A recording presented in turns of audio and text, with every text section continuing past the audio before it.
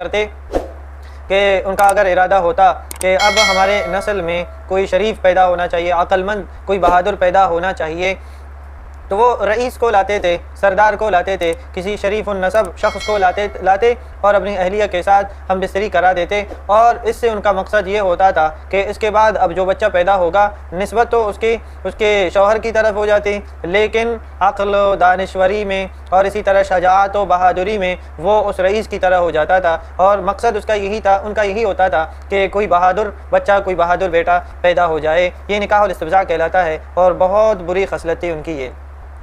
Number 4 پہ ان کی ایک بہت خطرناک اور بری عادت یہ بھی تھی کہ وہ لڑکیوں کو، بیٹیوں کو زندہ درگور کیا کرتے تھے، اور ان کا مقصد یہ ہوتا تھا کہ اگر اس بیٹی کو گھر میں رکھیں گے، کل کے دن کوئی اس کے لیے نکاح کا پیغام بھیجے گا، اور ہم کس شرم سے یہ بیٹی ان کے گھر بھیج دیں۔ اسی وجہ سے پیدا ہوتے ہی وہ بیٹیوں کو زندہ درگور کیا کرتے تھے، اور اس کو اپنے لیے باعث فخر سمجھتے تھے، جس کو قرآن مجید نے یوں بیان فرمایا کہ يتوارى من القوم من سوء ما بشر به أيمسكه على هون أم يدسه في التراب ألا ساء ما يحكمون، کہ اگر ان کو یہ خوشخبری سنا دیتا کوئی تو اس بارے میں وہ ان کا چہرہ زرد ہو جاتا اور وہ دل تنگ ہو جاتے، اب پریشان ہو جاتے کہ اس کو ذلیل ہو کر اپنے پاس رکھ دیں یا زمین میں دفنائیں۔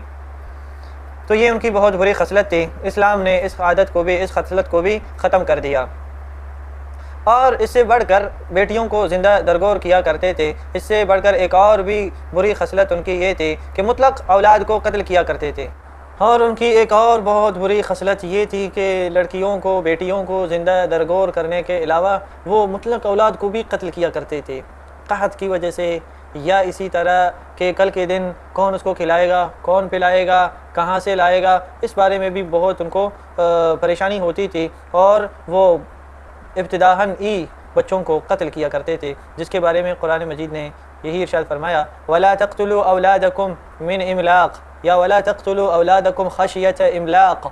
تو یہ وہ مطلق بچوں کو بھی، بیٹیوں کو تو زندہ درگور کیا کرتے تھے، اور ویسے بچوں کو بھی قتل کیا کرتے تھے فقر و فاقہ کے خوف سے۔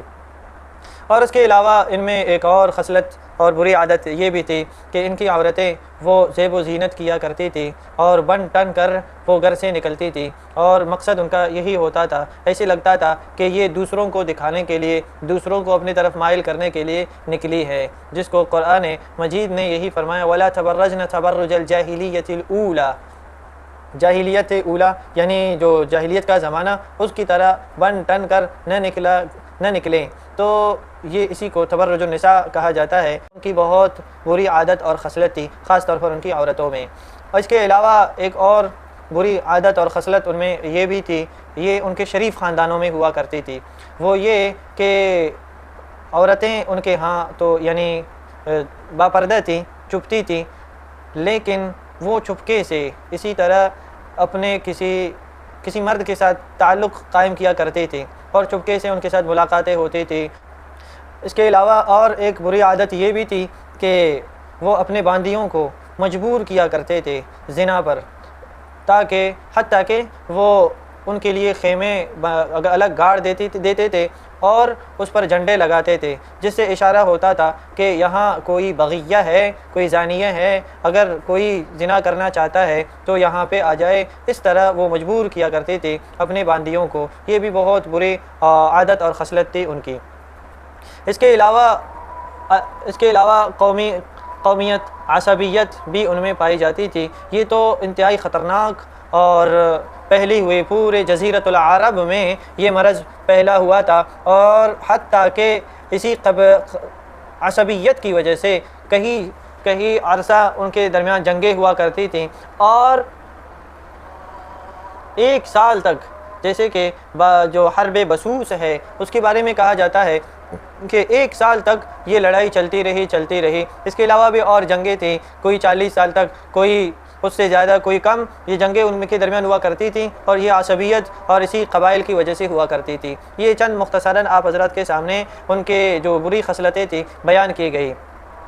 یہ تو خصلتیں بری تھیں، لیکن کچھ عادتیں اور خصلتیں ان میں اچھی بھی تھیں، جس کو اسلام نے برقرار رکھا۔ ان میں جتنی بھی خصلتیں بیان ہوئی ان خصلتوں کو قرآن مجید نے اسلام نے بری خصلتیں قرار دے دی اور ایک ایک کر کے ان خصلتوں سے منع کیا گیا. جیسے کہ شراب ہے اس کے بارے میں بھی انما الخمر والمیسر والانصاب والازلام رجس من عمل الشیطان، اس طرح کے احکام بیان ہوئے. اور ولا تقتلوا اولادکم خشیۃ املاق، اور اسی طرح جو شریف عورتیں ان کے بارے میں یہی فرمایا گیا ولا متخذات اخدان. تو مختلف پیرائے میں ان بری خصلتوں سے ان کو منع کیا گیا. اس کے علاوہ جو ان کی اچھی خصلتیں تھیں، عمدہ عادتیں اور خصلتیں تھیں، ان کو برقرار رکھا گیا، بلکہ ان کی تعریف بھی کی گئی. وہ مختصراً ان کو بھی آپ کے سامنے پیش کریں گے. ان میں سے پہلی عادت اور خصلت عمدہ یہ تھی کہ وہ سچ بولتے تھے. امانت اور سچائی ان میں پائی جاتی تھی. یعنی اس کی آسان سی مثال یہ ہے کہ ہرقل کے سامنے، بلکہ اس کے سامنے حبشہ کے جو بادشاہ تھے نجاشی، اس کے سامنے ابو سفیان پیش کیے گئے. حالانکہ اس وقت وہ مشرک تھے، کافر تھے، اس وقت مسلمان نہیں ہوئے تھے، لیکن جب اس سے پوچھا گیا، جو سوال کیا گیا، سچ اس نے بتلا دی. یہ سچائی ان میں پائی جاتی تھی، یہ خصلت ان میں تھی اور یہ برقرار رکھا گیا. بلکہ اس عادت کی، اس خصلت کی تعریف بھی کی گئی. اور اس کے علاوہ ان میں یہ خصلت بھی تھی کہ وہ مہمان نواز تھے.